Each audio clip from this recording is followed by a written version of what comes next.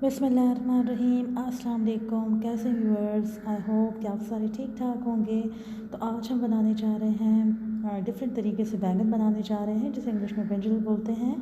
और टिपिकली हमारे घरों में जो आमतौर पर बनते हैं, या तो भरता बन जाता है या मसाले वाले बन जाते हैं या सालन बन जाता है, मगर आज मैं डिफरेंट तरीके से बनाऊँगी। तो उसके लिए मैंने 4 अदद बैंगन ले लिए थे और उनको मैंने इस तरीके से काट लिया है। आप देख रहे हैं, काटना अपने इसी शेप में है। और इनको मैंने नमक वाले पानी के अंदर भिगो दिया है ताकि ये काले ना हो।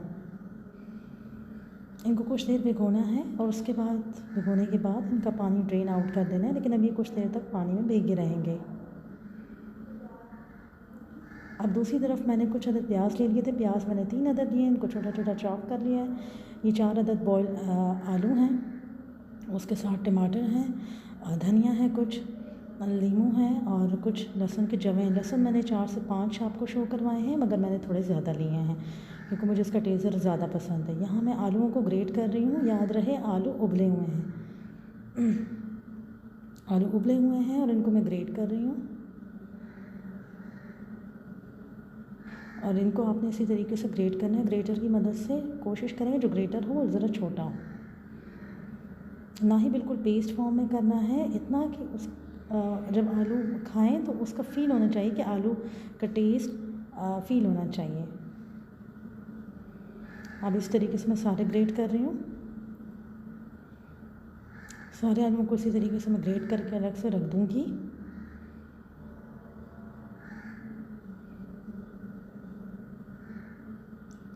और साइड में आप देख रहे हैं कि जो मैंने प्याज लिए उनको मैंने छोटा छोटा चॉप कर लिया है। जितना छोटा चॉप कर सकते हैं उतना ज़्यादा अच्छा रहेगा, तो मैंने इनको उतना ही चॉप किया है। साथ में मैंने धनिया लिया है, लीमू लिया है। यहाँ मैं लहसुन के जवों को ग्रेटर की मदद से ग्रेट कर रही हूँ।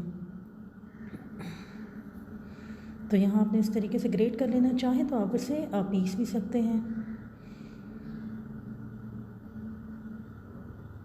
इस तरीके से मैंने तमाम के तमाम लहसुन को, जितने भी लहसुन के जवे थे, उनको मैंने ग्रेटर की मदद से ग्रेट कर लिया है।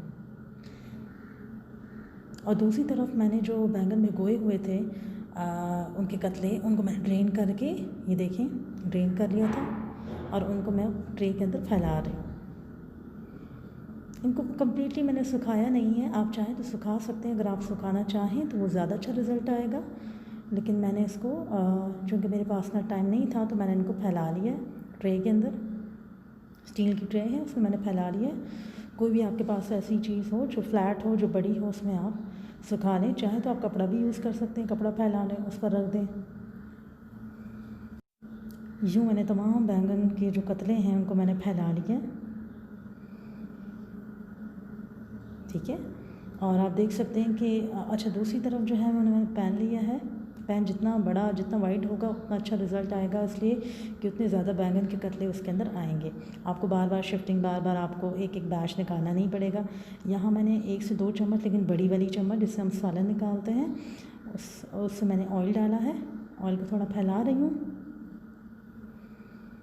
ऑयल को हल्का सा गर्म करना है, ज़्यादा गर्म नहीं करना। बस इतना हो कि बैंगन जाने के बाद, बैंगन के कतले जाएँ तो फ्राई होना शुरू हो जाए।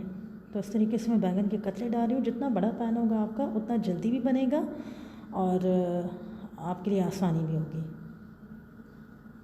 अच्छा, इसको हमने इतना देर से पकाना है कि ये सेमी कुक हो जाए, यानी आधा कुक, कम्प्लीटली कुक ना हो।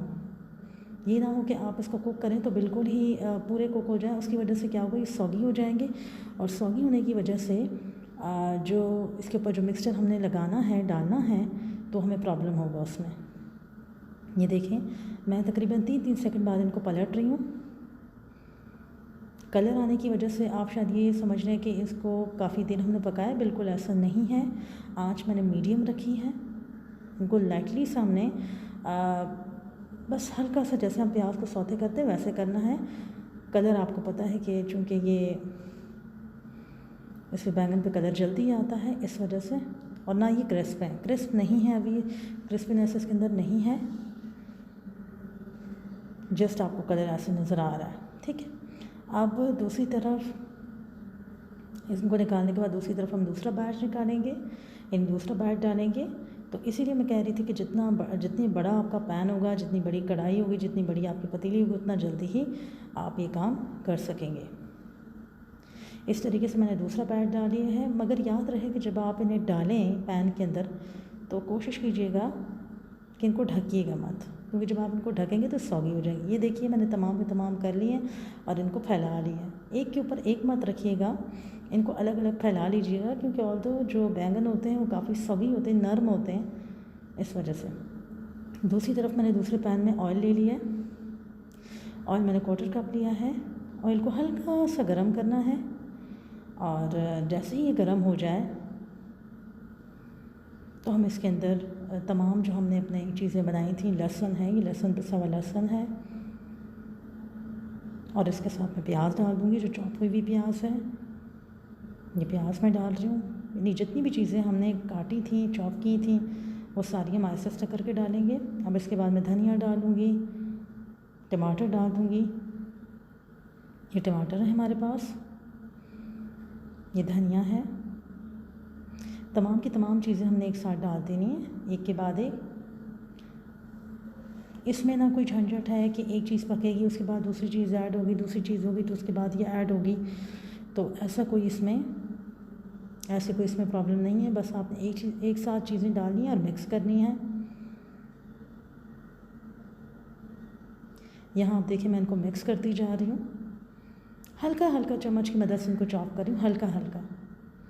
اور اس کے بعد بالکل کچھ آپ یوں سمجھیں گے کچھ منٹ کے لیے میں نے ان کو مکس کیا ہے۔ اس کے بعد چاپ کیے ہوئے یا گریٹ کیے ہوئے آلو میں نے ڈال دیے ہیں اس میں۔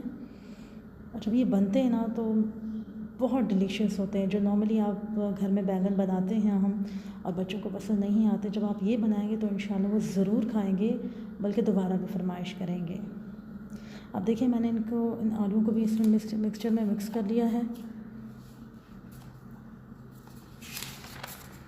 ان کو میں ہلکے ہاتھوں سے چاپ بھی کرتی جا رہی ہوں کہ جہاں اگر کوئی کوٹلی رہ گئی ہو تو وہ چیز بھی مکس ہو جائے۔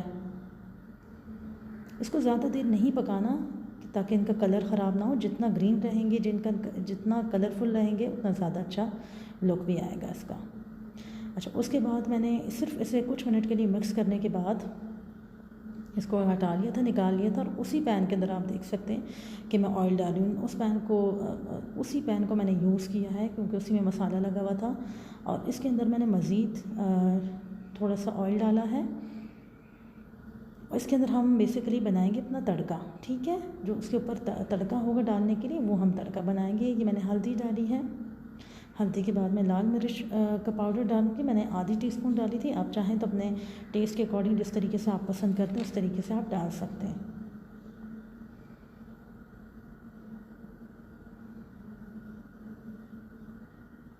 یہ دیکھ سکتے ہیں آپ، میں ان کو صرف مکس کر رہی ہوں، بس اتنا کہ یہ بھن جائے، اس کا کچا پن دور ہو جائے۔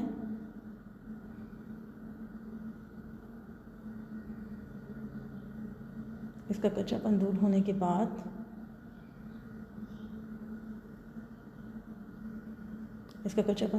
بعد ہم اس کو الگ سے کسی چیز میں سیو کر کے رکھ دیں گے۔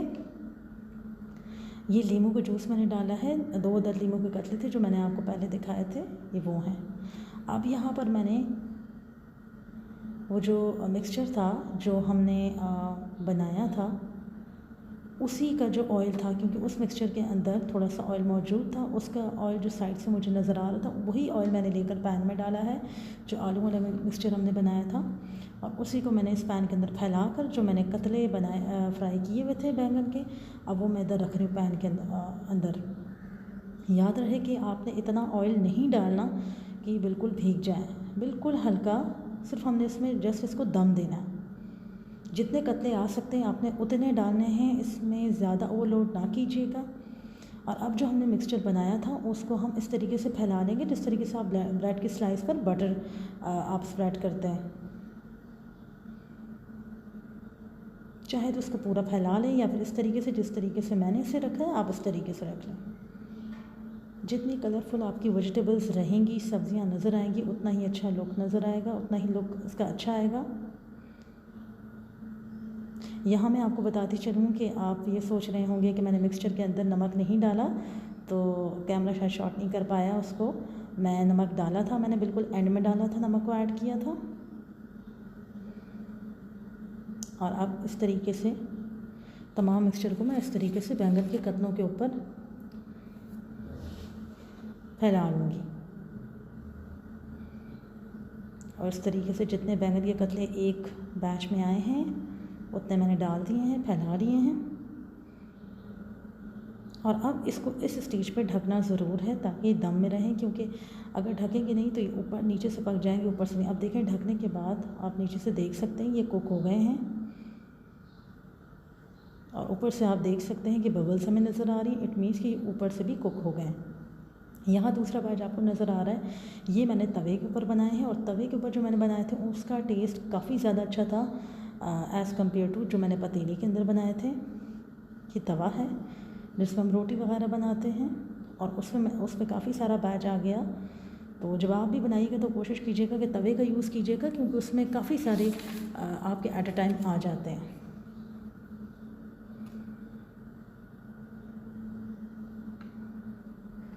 اور ان کے اوپر میں جو ہرا دھنیا اور ہری مرچیں ہیں وہ میں اوپر ڈال رہی ہوں. آپشنل ہے، اگر آپ چاہیں تو ڈال دیں.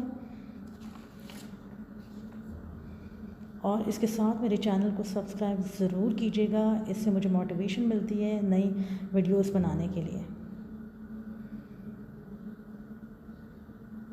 اس طریقے سے میں نے تمام کے تمام بیچ بنا لیا ہے.